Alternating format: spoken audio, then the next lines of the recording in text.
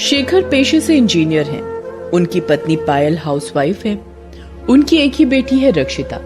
आज उसका जन्मदिन था। जन्मदिन पर उसे कई सारे गिफ्ट्स मिले थे, लेकिन उसका मुंह फूला हुआ था। क्या बात है, घड़ी की जगह पर आज तुम्हारे चेहरे पर 12 क्यों बजे हुए हैं? देखो तो तुम्हारे लिए कितने सारे गिफ्ट्स आए हैं। मुझे नहीं देखना। अरे एक बार देखो तो मौसी ने क्या दिया है। ये देखो, राजू मामा ने कितना प्यारा बंदर दिया है। मैं क्या कोई छोटी बच्ची हूँ जो इनसे खेलूंगी? अब जाइए यहाँ से, मुझे नींद आ रही है। रक्षिता बिना खाए पिए ही सो गई। असल में रक्षिता ने अपने पापा से बर्थडे गिफ्ट में साइकिल मांगी थी, लेकिन वो नहीं ला पाए थे। रक्षिता का सारा गुस्सा इसी बात पर था। अब मैं भी क्या करता पायल, ऑफिस में अचानक से बहुत ही इम्पोर्टेंट मीटिंग आ गई। उसमें इतना वक्त लग गया कि रात हो गई और फिर सारी दुकानें बंद हो गई और मैं रक्षिता की साइकिल नहीं ला सका। उसी रात जब सभी लोग सो गए तो मुझे कोई प्यार नहीं करता है, मैं इस घर में नहीं रहूंगी। उस कड़ाके की सर्दी में रक्षिता ने घर छोड़ने का फैसला ले लिया। जैसे ही वो घर से निकल रही थी तो उसे अपने गुल्लक की याद आई। इसे फोड़कर सारे पैसे निकाल लेती हूँ, बाहर काम आएंगे। रक्षिता ने गुल्लक फोड़कर सारे पैसे निकाल लिए और वो चुपके से दरवाजा खोलकर अपने घर से निकलकर बहुत दूर चली आई। रह रहकर कुत्तों के भौंकने की आवाज आ रही थी। अचानक एक कुत्ता उसके पीछे भौंकते हुए पड़ गया। रक्षिता आगे आगे और वो कुत्ता पीछे पीछे। ये कुत्ता कहाँ से पीछे पड़ गया? कहाँ भागूं मैं, कहाँ भागूं? कहीं ये मुझे काट ना ले। उसी समय रक्षिता को रात के समय पहरा देने वाला पहरेदार दिखाई दिया। जागते रहो, जागते रहो। रक्षिता भागते हुए पहरेदार के पीछे छिप गई। कुत्ता अब भी भौंक रहा था। तब पहरेदार ने डंडे का डर दिखाकर कुत्ते को भगा दिया। रक्षिता अब भी डरी हुई थी। तुम कौन हो? तुम्हारा घर कहाँ है? इतनी रात को यहाँ क्या कर रही हो? रक्षिता ने पहरेदार की बात का कोई जवाब नहीं दिया और वहाँ से भाग गई। पहरेदार की भी समझ में कुछ नहीं आया कि आखिर वो भागी क्यों। भागते भागते रक्षिता बहुत दूर निकल गई। अब तो उसे जोरों की भूख भी लग रही थी। मुझे तो जोरों की भूख लग रही है। घर में गुस्से के कारण कुछ नहीं खाया, लेकिन अब तो भूख से चक्कर आ रहे हैं। उसने इधर उधर देखा, लेकिन सारी की सारी दुकानें बंद थी। वैसे भी ठंड के समय में उसके शहर में बाजार जल्दी बंद हो जाता था। क्या करूं मैं? घर से कुछ खाने का भी ले लेती तो अच्छा रहता। मेरी फेवरेट पेस्ट्री तो रखी थी मम्मी ने फ्रिज में। वो ये सोच ही रही थी कि उसकी नजर कुछ दूरी पर रखे कूड़े के ढेर पर गई, जहाँ एक लड़की कूड़े के ढेर से बिनकर कुछ खा रही थी।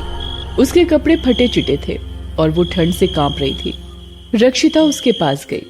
तुम कौन हो? वो लड़की उसे घूर कर देखती है, लेकिन कुछ बोलती नहीं है। क्या बात है, तुम कुछ बोलती क्यों नहीं? क्या तुम बोल नहीं सकती हो? नहीं नहीं, मैं तो बोल सकती हूँ। तुम्हारा नाम क्या है? नाम तो मेरा रानी है, लेकिन सभी मुझे लंगड़ी बुलाते हैं क्योंकि मैं बिना बैसाखी के चल नहीं सकती ना। तभी रक्षिता की नजर उसके पैर और बैसाखी पर जाती है। ओह, तुम चल नहीं सकती रानी? हाँ, बचपन से ही। रानी, इतनी ठंड में तुम यहाँ बैठी हो, अपने घर क्यों नहीं जाती? घर? मेरा घर तो यही है। भला कूड़े में भी किसी का घर होता है? मेरा है ना, यही है मेरा घर। दूसरी ओर पायल और शेखर बिस्तर पर चले तो गए थे, लेकिन उन्हें नींद नहीं आ रही थी। वो बार बार करवट बदल रहे थे। पायल, तुम्हें भी नींद नहीं आ रही है ना? अब बेटी और पति दोनों भूखे पेट सोएंगे तो नींद कैसे आएगी? उधर रक्षिता को अब भी विश्वास नहीं हो रहा था कि किसी का घर कूड़े के ढेर में भी हो सकता है। अच्छा चलो, मान लिया कि तुम्हारा घर यहाँ है, लेकिन तुम्हारे मम्मी पापा कहाँ हैं? वहाँ, वो वहाँ हैं। वहाँ? कहाँ? वहाँ दूर, बहुत दूर आसमान में। वो तारों में रहते हैं। तारों में? हाँ, लोग कहते हैं कि जो मर जाते हैं वो तारों में रहते हैं। ओफो, तुम्हारे मम्मी पापा भी नहीं हैं? है ना, लेकिन तारों में हैं, यहाँ नहीं है। तो फिर तुम्हारा ख्याल कौन रखता है? मैं अपना ख्याल खुद रखती हूँ। अच्छा तुम बताओ, तुम्हारा ख्याल कौन रखता है? मेरा ख्याल तो मम्मी पापा रखते हैं। मम्मी पापा बहुत अच्छे होते हैं क्या? वो बहुत प्यार करते हैं क्या? हाँ बिल्कुल। अच्छा ये बताओ, तुम अपना बर्थडे कैसे मनाती हो? जब तुम्हें कोई चीज चाहिए होती है तो तुम जिद किससे करती हो? मैं तो नहीं मनाती बर्थडे, वो मुझे पसंद नहीं, और मैं जिद किससे करूंगी? मेरा तो कोई नहीं है। धीरे धीरे रात और भी गहरा रही थी, सर्दी भी बढ़ती जा रही थी और रक्षिता की भूख भी। लेकिन रानी को कूड़े से बिनकर खाता देख रक्षिता बहुत उदास हो गई थी। रानी, मैंने देखा तुम कूड़े से बिनकर कुछ खा रही थी। क्या तुम्हें बहुत भूख लगी है? बहुत जोरों की भूख लगी है। आज तो सुबह से कुछ भी खाने को नहीं मिला। क्या तुम्हारे पास कुछ खाने को है? खाने को तो कुछ नहीं है, लेकिन मैं तुम्हें कुछ देती हूँ। रक्षिता अपनी जेब से सारे पैसे निकालती है। ये लो पैसे, इन पैसों से तुम कुछ भी खरीद सकती हो। अब मैं चलती हूँ। ये कहकर रक्षिता वहाँ से जाने लगती है तो रानी उसको पुकारते हुए कहती है, मैं इससे कुछ भी खरीद सकती हूँ? हाँ, तो तुम इन पैसों से मेरे लिए मम्मी पापा ले आओ ना। ये सुनकर रक्षिता रानी को गले से लगा लेती है और उसे बताती है कि पैसों से मम्मी पापा नहीं मिलते। फिर वो अपने घर की ओर चल पड़ती है। रानी के पास कुछ भी नहीं है, इसके मम्मी पापा भी नहीं है, इसका कोई ख्याल रखने वाला नहीं है, इसे तो बर्थडे तक पता नहीं है, फिर भी ये किसी से कोई शिकायत नहीं करती। क्या मैं रानी को अपने घर ले चलूं? ये कहकर वो पीछे मुड़ती है तो देखती है कि वहां तो रानी है ही नहीं। अरे रानी कहाँ चली गई? अभी तो यहीं थी। रानी, रानी। तभी उसे रानी सामने वाले पेड़ पर बैठी हुई दिखाई दी। वो इतनी जल्दी पेड़ के ऊपर कैसे चढ़ गई? रक्षिता यही सोच रही थी कि रानी फिर से उसके सामने आ गई।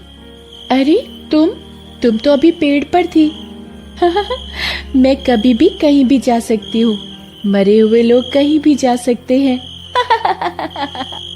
ये तुम क्या कह रही हो? तुम मर गई हो? तब रानी ने बताया कि कुछ साल पहले की बात है। उस दिन मेरा जन्मदिन था। मेरे पिता रिक्शा चलाते थे। पूरे दिन की कमाई से वो मेरे लिए 10 रुपए की एक छोटी सी गुड़िया लेकर आ रहे थे। तभी उनका एक्सीडेंट हो गया और वो मर गए। पिताजी की मौत के बाद रानी बहुत अकेली हो गई। उसकी माँ तो उसके बचपन में ही गुजर गई थी। पिताजी की मौत के बाद उसे खाने पीने के लाले पड़ गए। वो दर दर भटकने लगी। कभी कूड़े से उठाकर खा लिया तो कभी नाली से, कभी भूखी रह गई। एक बार तो 3 दिन तक बेचारी को कुछ भी खाने को नहीं मिला। चौथे दिन वो कूड़े के ढेर में मरी हुई मिली। तब से मैं ऐसे ही भटक रही हूँ। रानी की बात सुनकर रक्षिता की आंखों में आंसू आ गए। उसे अपने मम्मी पापा की बहुत याद आने लगी। वो वहां से भागती हुई अपने घर पहुंची और मम्मी पापा को गले लगाकर उनसे माफी मांग लिया। उस दिन के बाद वो बिल्कुल बदल गई। गरीब लड़की के भूत ने उसे बहुत बड़ी सीख दे दी थी।